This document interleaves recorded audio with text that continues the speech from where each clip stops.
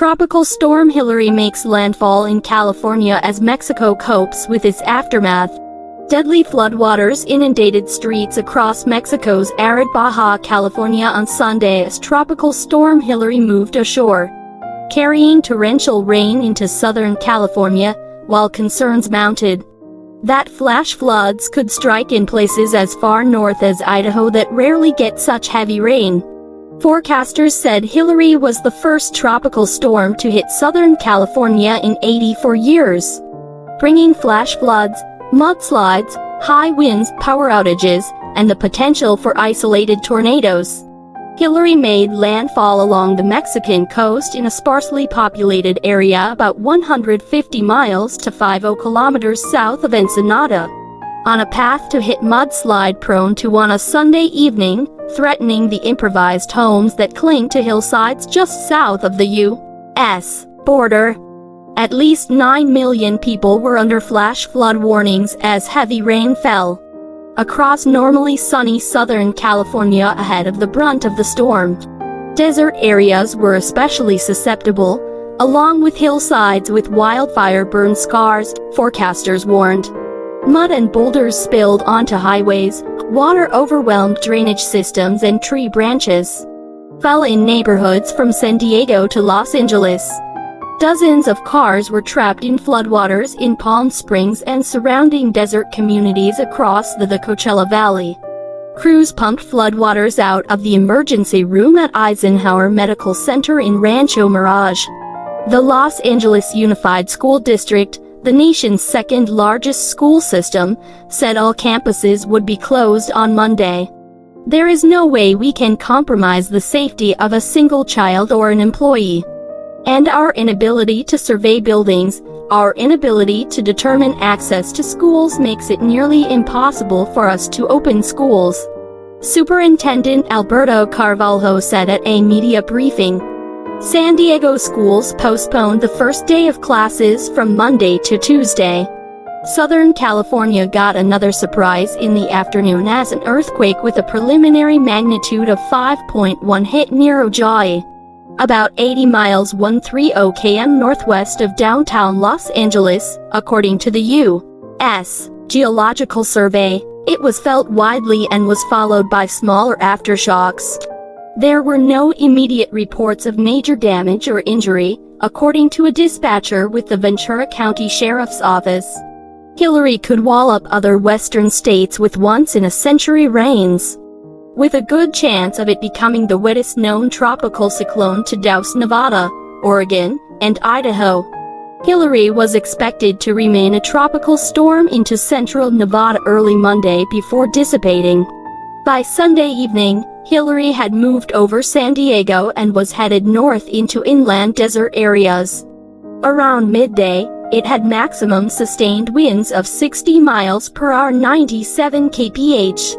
Hurricane Center Director Michael Brennan said that while Hilary had weakened from a Category 4 hurricane, it's the water, not the wind, that people should watch out for. Some areas could get as much rain in hours that they typically get in a year.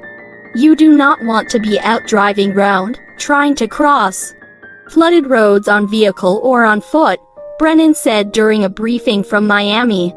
Rainfall flooding has been the biggest killer in tropical storms and hurricanes in the United States in the past 10 years, and you don't want to become a statistic. Hilary is just the latest major climate disaster to wreak havoc across the U.S., Canada, and Mexico. Hawaii's island of Maui is still reeling from a blaze that killed over 100 people and ravaged the historic town of Lahaina, making it the deadliest U.S. wildfire in more than a century. Firefighters in Canada are battling that nation's worst fire season on record. The Mexican cities of Ensenada and Tijuana closed all beaches and opened a half-dozen shelters at sports complexes and government offices. One person drowned Saturday in the Mexican town of Santa Rosalia when a vehicle was swept away in an overflowing stream. Rescue workers saved for other people, said Edith Aguilar Villavicencio, the mayor of Mulegé Township.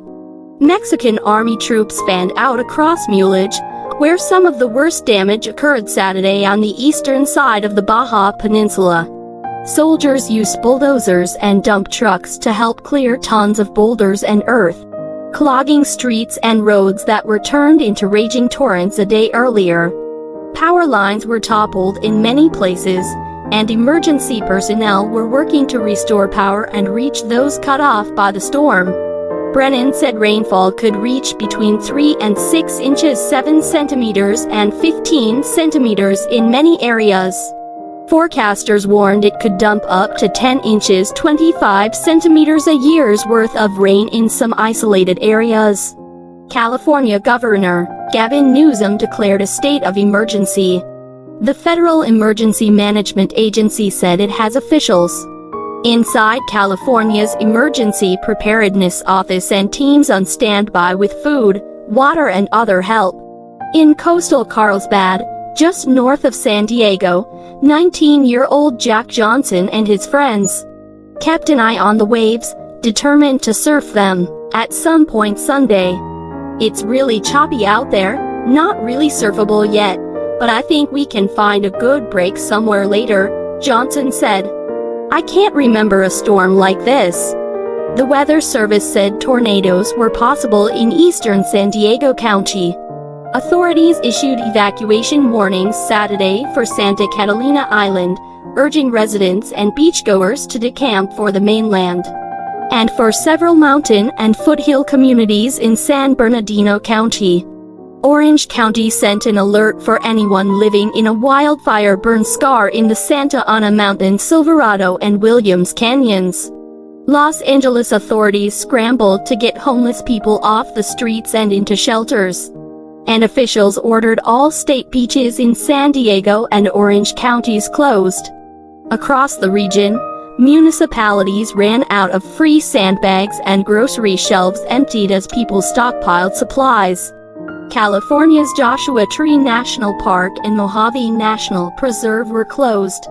To the north in Nevada, Governor Joe Lombardo declared a state of emergency and activated 100 National Guard troops to assist with problems from predicted flooding in western Clark and Nye counties and southern Esmeralda County. In Arizona, wind gusts neared 60 miles per hour 97 kph in Yuma County, where officials gave out thousands of sandbags. "I urge everyone in the path of this storm, to take precautions and listen to the guidance of state and local officials," President Joe Biden said. Meanwhile, one of several budding storm systems in the Atlantic Ocean became Tropical Storm Emily on Sunday, according to the National Hurricane Center. It was far from land, moving west in the open ocean. Also, Tropical Storm Franklin formed in the eastern Caribbean. Tropical storm watches were issued for the southern coasts of Haiti and the Dominican Republic.